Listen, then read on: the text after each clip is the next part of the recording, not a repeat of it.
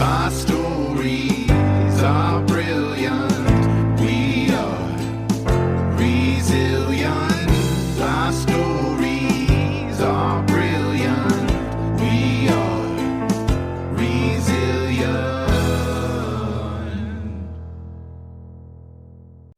Hello, resilient listeners. Welcome to another episode of Resilient with Jen Chambers. Sometimes we dive deep into what it means to rise stronger. Sometimes we have to face life's challenges, and whether we like it or not, we have to embrace the beauty of growing through struggles. I'm talking about that today.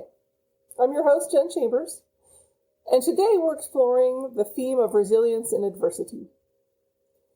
Life clearly doesn't always go as planned. Sometimes we're hit with unexpected hardships, loss, failure, illness, or simply the weight of the world around us.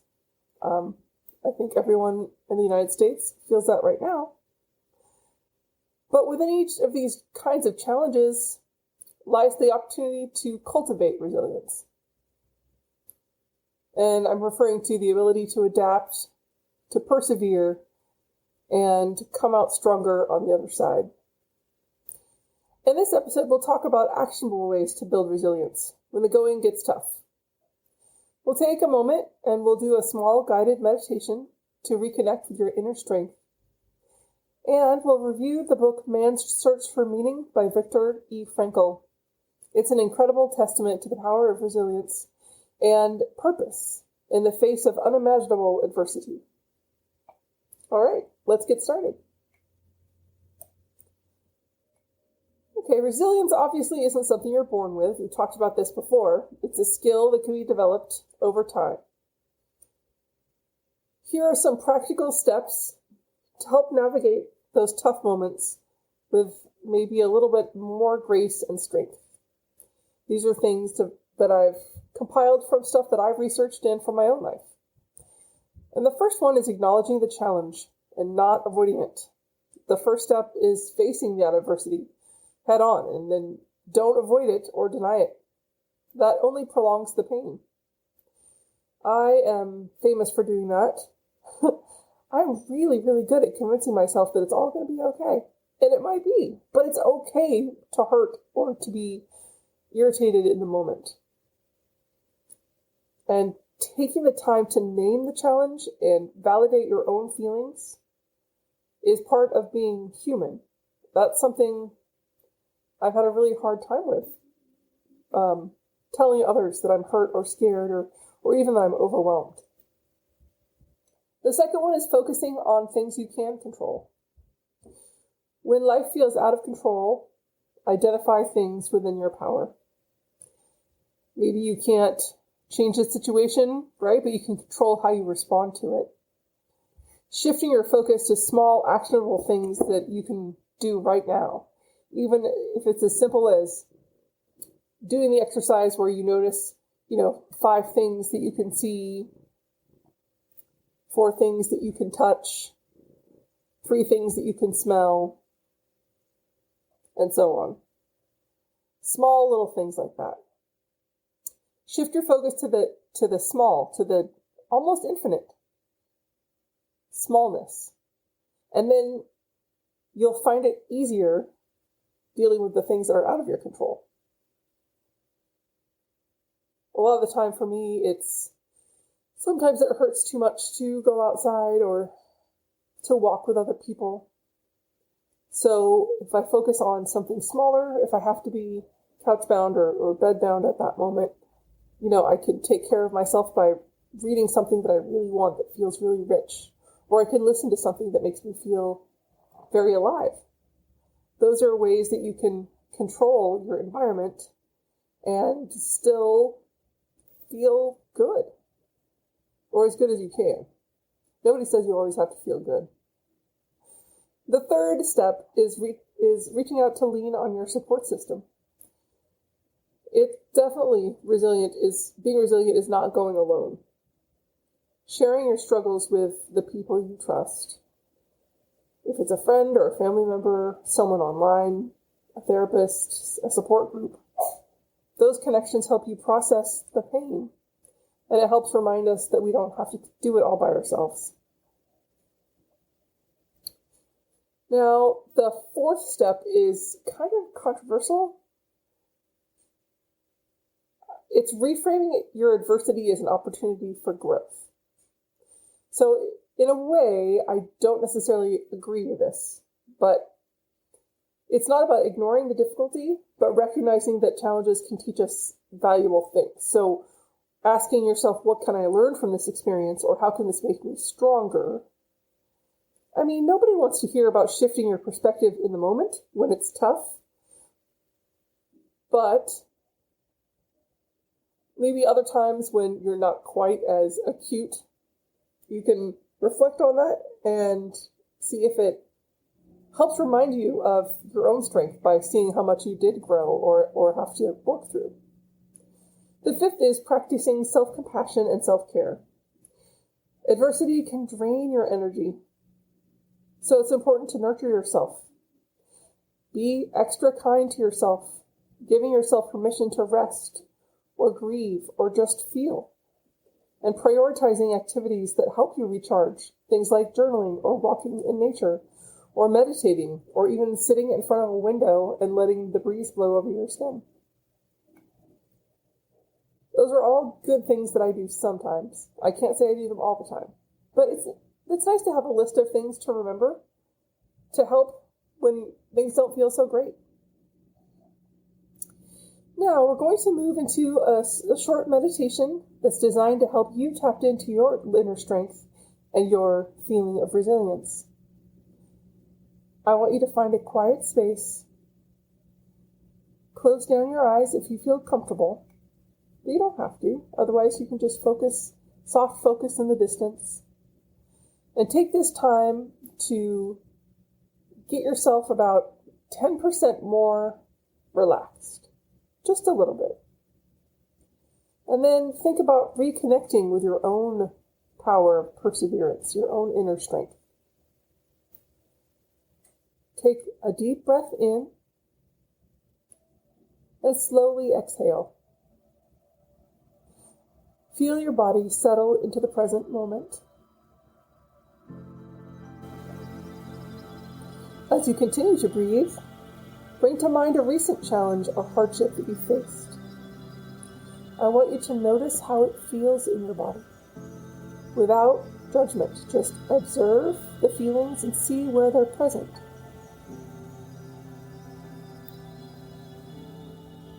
Now, imagine a strong, steady tree growing within you. Its roots extend through your feet, deep into the earth. It grounds you, it supports you. Its branches reach high into the sky, full of life and possibility. This tree represents your resilience. You're strong, you're adaptable, you're unwavering in your self-acceptance. If you want to, you can even reach out your hands over your head and spread out your fingers like the tree. With each inhale, feel these roots grounding you in strength. With each exhale, let go of fear, let go of doubt, let go of the overwhelm, and repeat to yourself, I am strong, I am adaptable, I can rise through this challenge.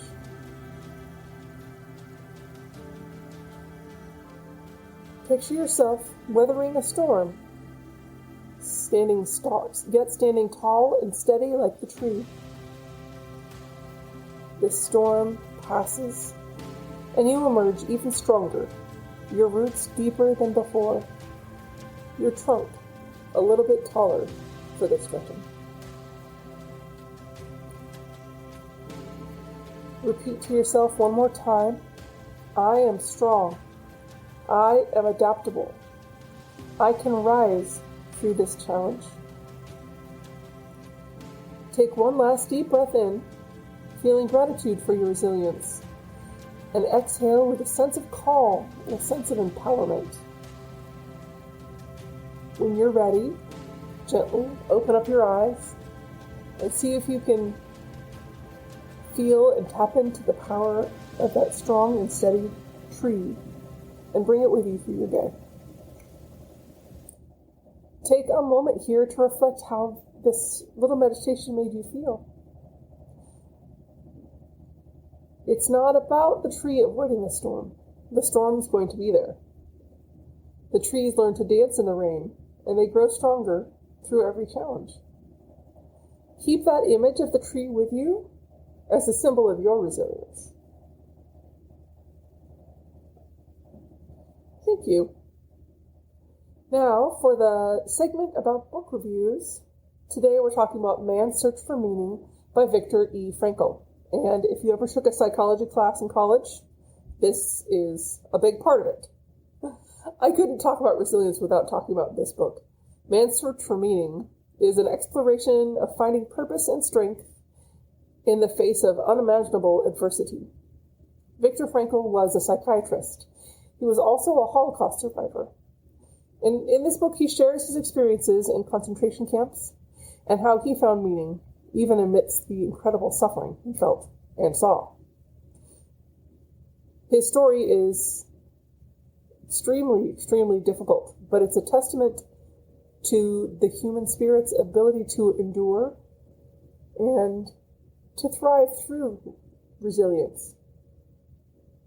This story is divided into two parts. So the first part is about his awful, awful experiences in Nazi concentration camps.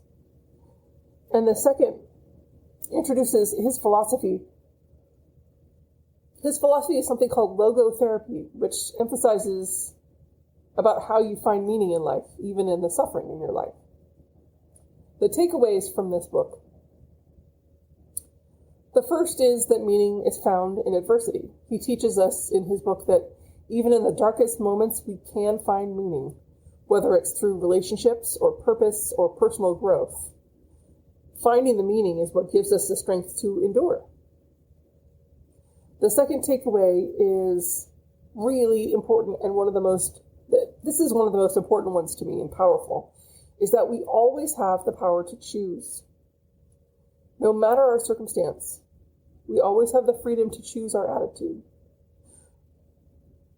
People talk about mindset all the time, but it does determine how we respond to that adversity. And you can choose at any moment to change the way that you're feeling. The third part is how resilience comes from purpose. The whole message of the book is that having your why, your sense of purpose, can help us endure almost any how.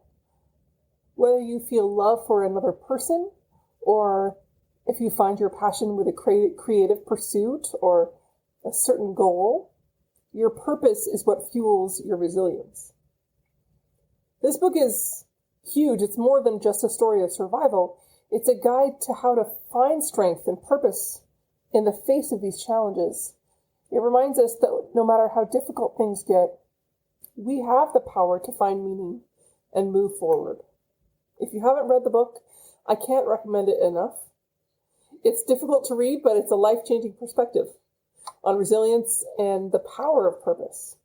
I'll include a link in the show notes so you can check it out, but you should be able to find it at almost any bookstore. It's really well recommended. All right, resilient listeners, that brings us to the end of today's episode on resilience in adversity. I hope that you feel a little bit more empowered to face your challenges with strength and grace and maybe a renewed sense of purpose. Remember, the resilience part isn't about avoiding the hardship. It's about learning and growing and thriving through it. Because particularly if you happen to have a chronic illness, it doesn't go away, but you can make it a little better.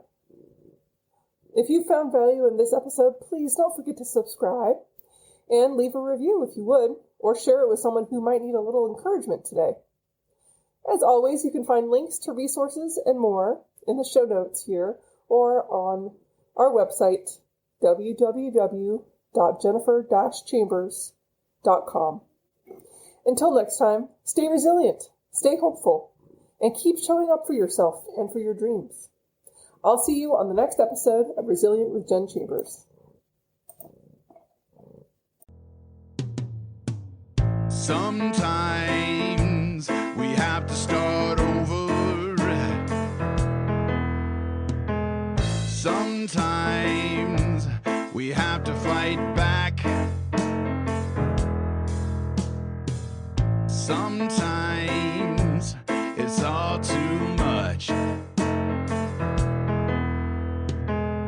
Lost inside the black. Our stories are brilliant. We are resilient. Our stories are brilliant. We are resilient.